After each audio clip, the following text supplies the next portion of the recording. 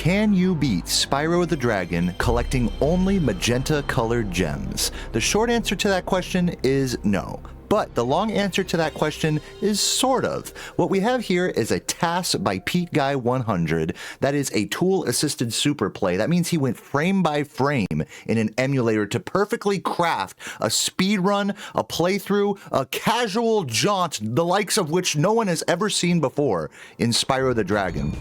Pete, as many of you guys may know, has created a bunch of other TASs, including the Red Gems Only TAS, so please check out his channel down below if you're curious about this type of content.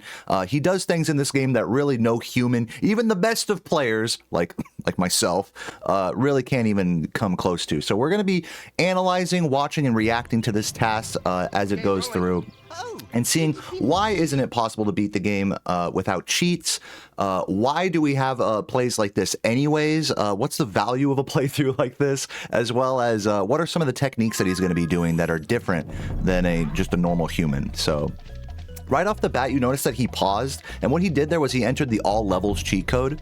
This game is really unique because you cannot skip these balloonists. Almost every other platformer from this era, you can usually skip into the next homeworld in like Donkey Kong or Mario or something like that. But in this game, no, you have to meet the requirements if you are to play the game. But there is that cheat code that unlocks all of the homeworlds for the balloonist. So that's what he did at the start. Also tactically dodging a few of those red gems. Now, here we're going to see a wall glide that is really not easy. I didn't even know you could go out of bounds with that. Normally when people go for that wall glide, they'll just go all the way to the right towards the balloonist there. But that was really cool that Pete was able to get enough height with that by rubbing up against the wall during the glide to go out of bounds and then get another wall glide going back inbounds. That was pretty neat.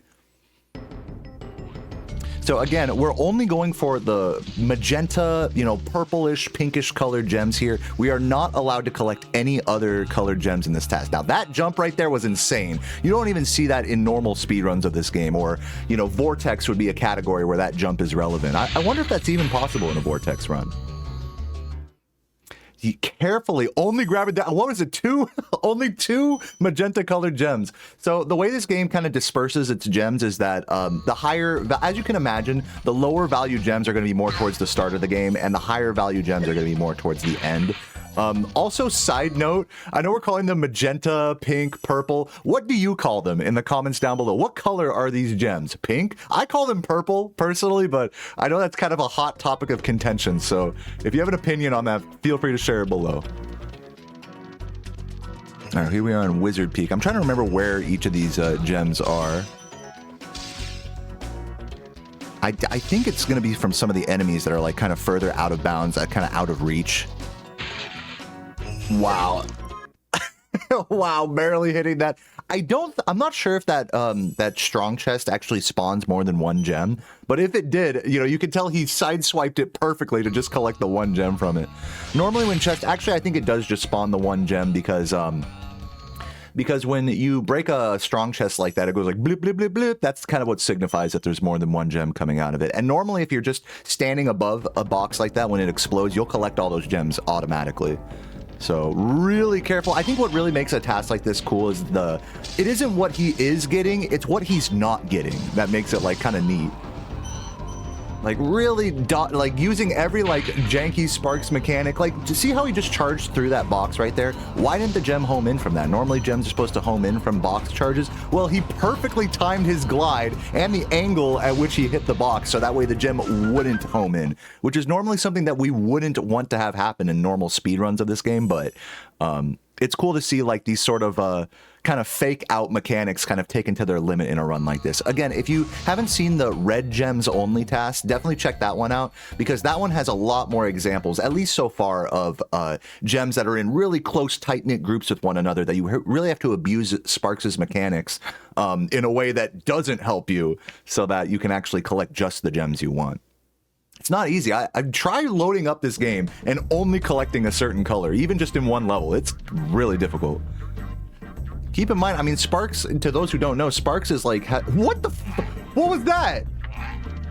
Hold on, I gotta go back. What was that, dude? Are you serious? Oh, he did the fodder. Look, it's the little kangaroo right here. Wow. And notice that he didn't kill the fodder either right there. He perfectly let go of his charge just in time. In the first possible frame that Spyro was flopping out of the charge because of the angle of attack with the fodder. He did not charge into that fodder. He charged and then let go of charge the last possible frame to get that proxy. And by the way, in case you're wondering how he was able to bounce up so high, it's because he got ejected out of the fodder's hitbox. We call that a proxy. It's sort of like a fail-safe mechanic that's intentionally built into the game so that you don't get stuck inside of walls and things like that. All right, now he's just swagging around with that. He did that jump as low as possible. You can tell he's definitely, you know, with TASs like this, you know, you can tell there's definitely an element of just kind of having fun with it. It's not necessarily meant to be like the most optimal thing per se. Okay, intentional, I think. Yeah, I mean, that's a good question. Like, why haven't we gotten rid of Sparks already, right? Like, you'll see that in the Red Gem TAS. I didn't even think about that. It's like, you know, it would be a lot easier to collect gems without Sparks, right? So it's probably, this is probably the first point of the run that's actually, like, necessary to do.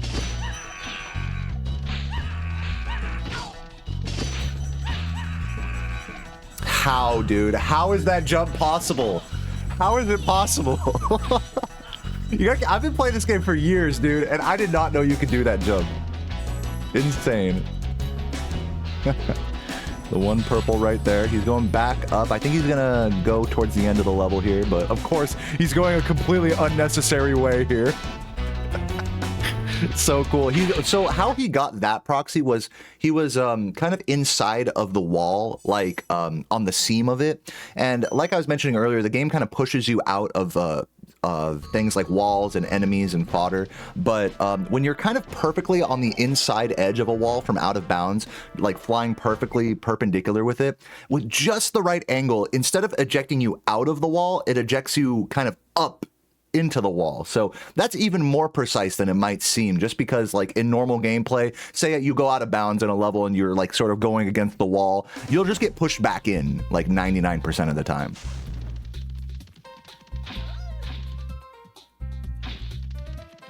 Where are my coffee drinkers in the chat? Just getting started today at the crack of noon right here. I'm gonna make a beautiful breakfast sandwich after this run. Really looking forward to it. I gotta say, guys, if you haven't gone outside today, go outside. I've been taking walks. You know, this is no judgment on you. I mean, I'm just a dirty gamer like the rest of you guys. So, you know, let me tell you, just go for a walk every day. It'll do wonders for you. More more praxies in this area.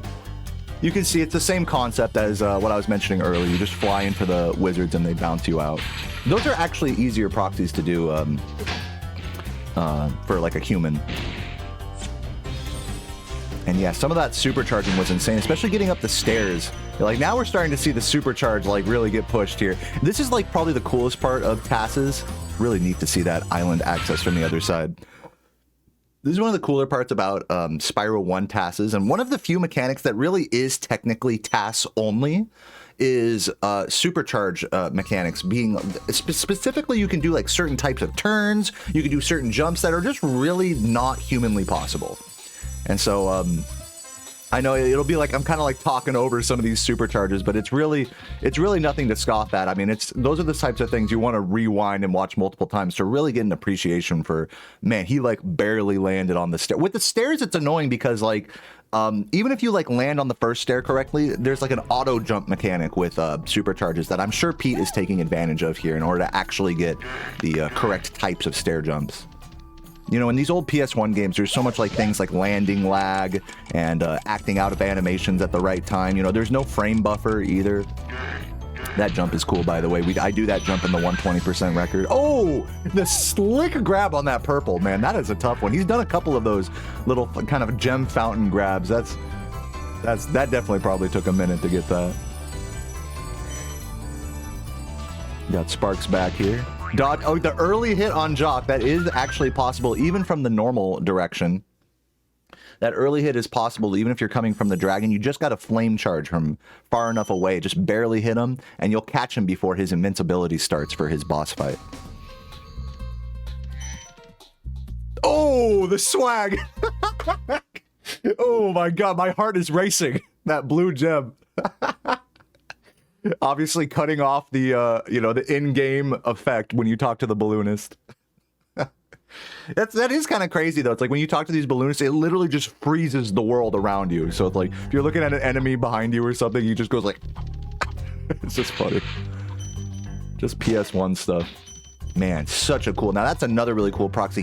He got the proxy off the enemy while he was in its death animation, which is something we see more commonly with fodder in this game, like with the rat proxy in Nasty's homeworld, for example. Chuggers.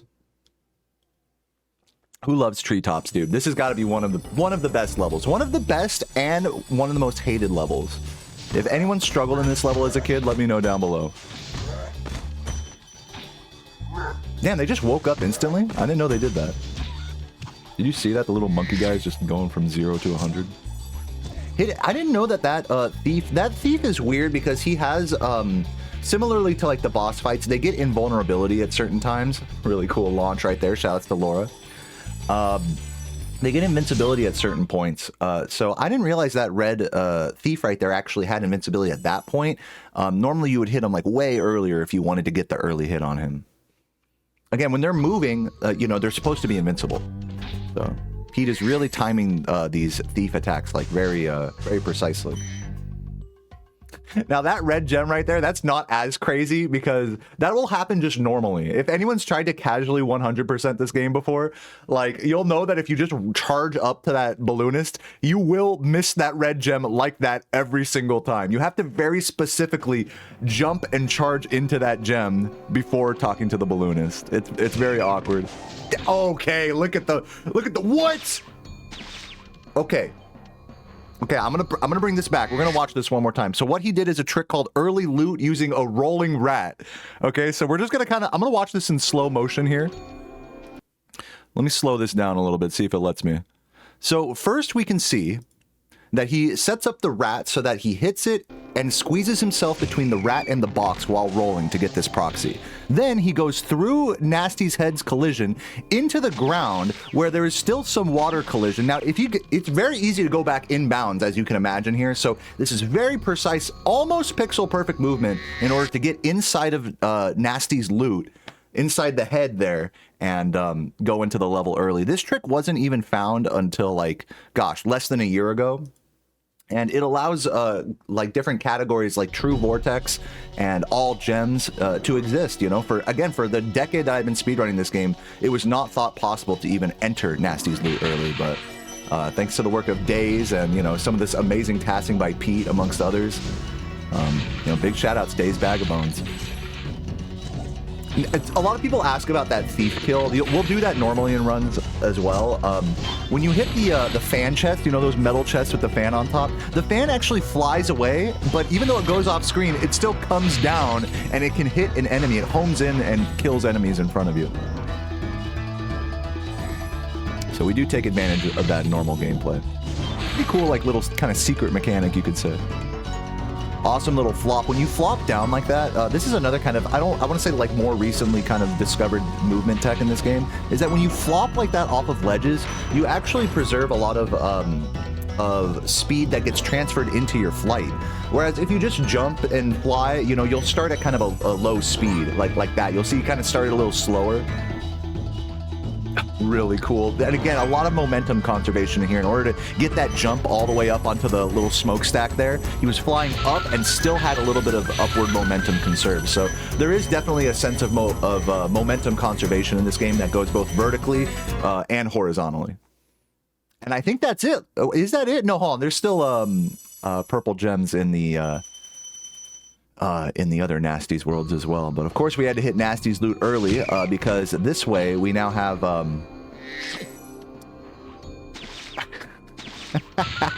this way we can end on the final boss. Oh my god, dude. Oh my god, these rats are so ridiculous. I'm gonna go back one more time. I know you guys probably hate that I'm like going back a bunch, but like some of these like proxies, you gotta really look at this. Hits it and then he doesn't even roll there. He just like walks it like in just the right way. The back rat, it's called, and it's even thought that a rat that's like that style is probably even gonna be a more consistent version of rat proxy for any percent. You can see players like Lumi Laura trying to go for back rat either as a backup or even as a main strat. You know, you can really see from a task like this that there's a lot of ways to get a proxy. You know, you get that roll effect, you could do the backwards like proxy, or you could do like kind of the more traditional way, which we haven't seen in this run, where you just like charge and then just perfectly like brute force your way into the corner, you know, which is kind of how I did it during my any percent runs. A way long time ago, back in the Stone Age. Getting pushed by Nasty here. You know, a fun little fact about the optimizing the Nasty Nork fight is you have to be close to him. If Pete, for example, were to just run to the end and wait there for him, Nasty Nork on average would take 2 to 4 seconds slower to reach the final point. So that's why, that's part of the reason, as well as just getting pushed around all silly by him, that he kind of has to do that. You know, it's just an optimization some of you guys may not have known. Let me tell you, getting those charge jumps like that, crazy up the stairs. But I think that's it right there.